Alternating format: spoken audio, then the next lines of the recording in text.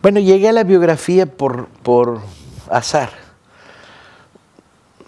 Yo había escrito un par de libros de historia, una historia de la Revolución del 34 en España, había escrito Arcángeles, había escrito un libro sobre el general Mariano Escobedo, y de repente el reto era que no te atreves a escribir una biografía del Che.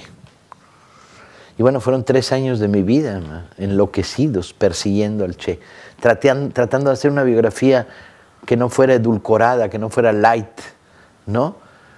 Tratando de ser justo con el personaje que era el personaje de mi juventud, ¿no?, el gran personaje, y tratando de contarlo.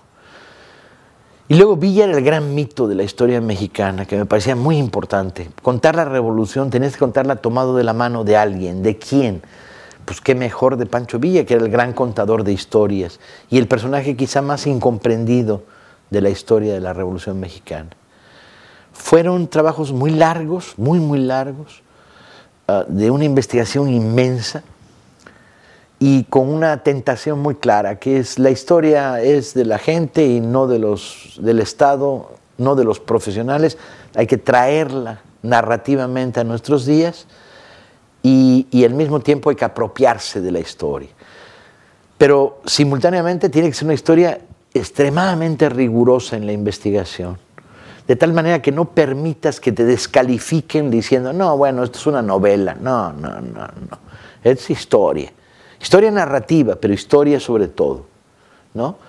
Entonces había una doble tensión, que era hacer una investigación muy exacta, muy precisa desde el punto de vista historiográfico y contarla sin ficción, pero con estructuras narrativas no tradicionales en la historia, que no se usan en la historia.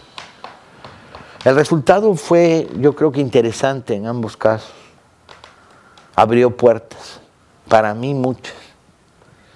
Y fueron libros de un tremendo éxito en todos lados. El Che Guevara lleva 1 millón de ejemplares vendidos en todo el mundo. Y Villa empieza una larga carrera muy potente. En América Latina ya vendió más de 130,000.